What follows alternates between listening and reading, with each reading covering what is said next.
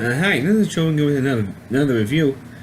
For the sake of this video, we'll be discussing the 1957 Best Picture winner, Bridge Over the River Kwai. And of course, this movie, like I said, won the Oscar for Best Picture for 1957, and just about every other movie that came out during that time was a war movie, particularly a World War II film or a musical. And I just watched it for the first time this past weekend, and I'm like, this movie won the Oscar for Best Picture? I mean, like, seriously?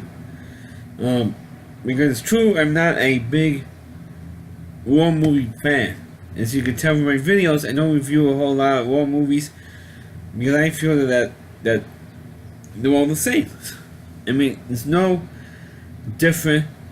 Most of them, especially those who are based on a true story, like this one's based on a novel, which is based on an actual. I gotta shut my phone off. Which is based on an actual incident, and which is based on a novel about the true story of the construction of a bridge in Japan. It's probably like in India or something, and so they made a movie out of it. And the problem is how accurate it is with the actual event that happened. That's the whole issue that I have with war movies in general. Is how accurate is the movie with the real thing. And of course, anything with World War II movies I don't really watch, because the whole world sat by and that Hitler killed 6 million Jews. So, being Jewish myself, naturally, of course, taking it personally, and of course, that's why I don't watch World War II films. Of course, last weekend was Memorial Day weekend, and of course, they showed 10 billion war movies, and this was one of them. Most women didn't avoid it. Is that this movie again and again and again and again. Every stupid year, TCM cranks out the same movies every year. So if I was, this one is so great, this one's great. So, alright, it's like one of those movies you just watch once and forget. Because this movie stars William Holden, Alec Guinness, and then Oscar winning role. Because this movie is based on that Alec Guinness and his platoon gets captured by the Japanese, and they sent to this prison camp, and the commander of the prison camp says, okay, speaks perfect English, mind you. Not even a hint of a Japanese accent.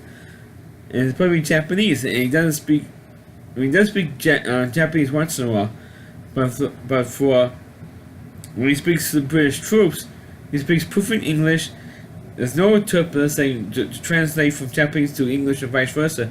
He just speaks perfect English without a hint of a Japanese accent. So of course that's one issue. The other issue is, of course, Alec Guinness plays the colonel of this regiment that gets captured, and it looks like they purposely surrendered so they could possibly blow up the bridge. But I'm getting ahead of myself. One of the people that Alec Guinness's character meets is William Holden, who was the only American there, and all the other Americans that have died. Either they were killed by the Japanese captors, or they died of some disease. And for some reason, he decides to get up and escape the camp, which he does.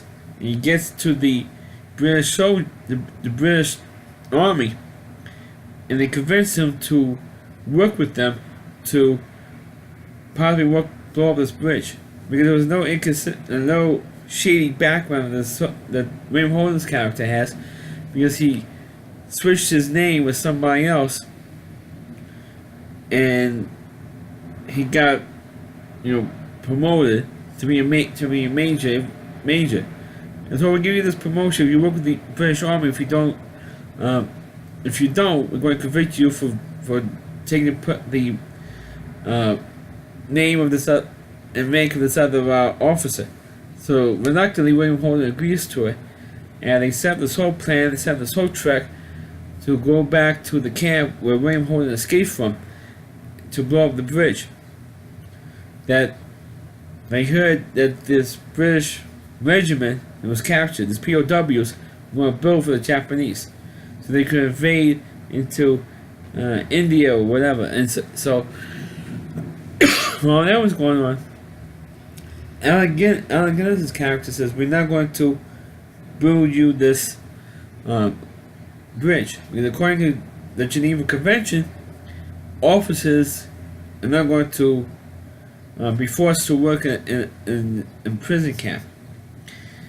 So the officer says, so the Japanese commander who's commanding the camp says, "You're going to work. If I say you're going to work, you're going to work." They held with the Geneva Convention.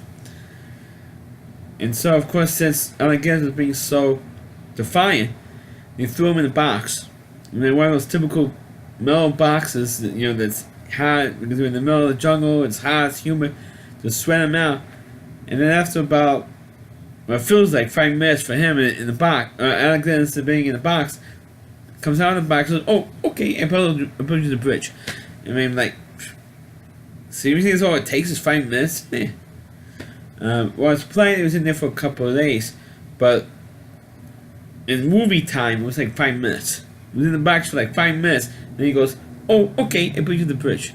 So he builds the bridge. It works hand in hand with the guy. So okay, we put you to the damn bridge. I said, "Now what are you gonna do with us? You gonna kill us now because we put you to the damn bridge?" He said, "No, we're gonna send you all, we're gonna divide all you guys up and send you to different camps." And then while this is going on, that's when you have the raid to blow up the bridge. And the British officer that was in charge of this mission, in charge of William Holden's character and all that, he was there with two other guys. He broke his ankle or something, and he was afraid that William Holden and the other guy who was supposed to blow up the bridge was going to get captured by the Japanese. So the British officer kills the two of them, and Alec Guinness realizes what is going on. He goes, "What have I done?" And Alec Guinness gets killed. And as he's dying, he lands on the plunger for the dynamite, and the bridge blows up, and that's how the movie is. Now, that movie is a hell of a lot faster description of the movie than the actual length. The length of the movie is about 2 hours and 45 minutes, and it's a long movie for a simple. I mean, it should have been done a lot better if it was a half hour shorter. I thought the movie was way too long. At least a half hour too long. And it felt like the one real complaint is after about like I said earlier, after about 5 minutes of torture, in movie time, Alec Guinness goes, "Okay, I put you to the bridge." I thought that Alec Guinness's performance in the early in the film was better than the rest of the movie. And that won him the Oscar for Best Actor over William Holden's character.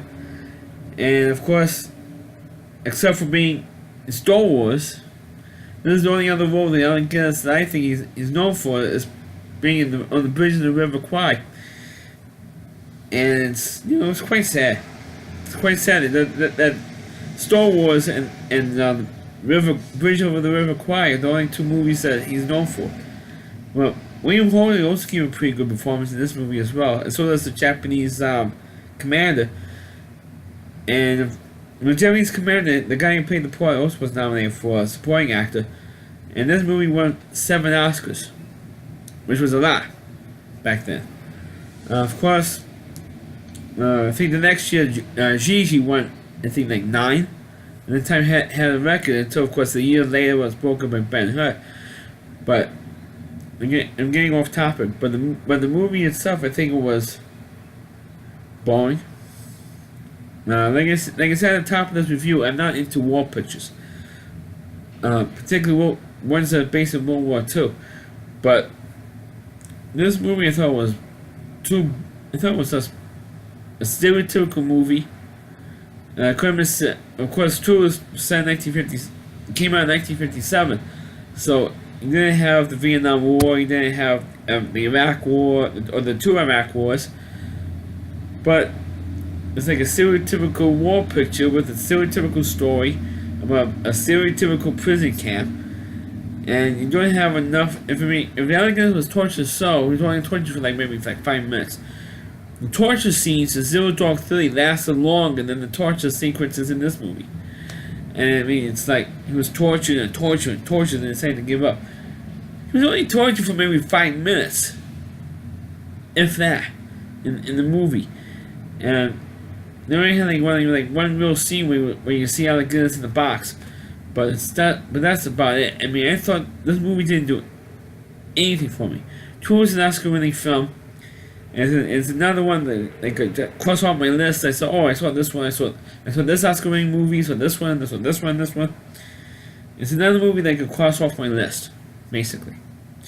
But in terms of if you haven't been an Alec Guinness fan, you can see his Oscar-winning role. But for a movie, I thought it was boring as anything. I was bored to tears watching this movie.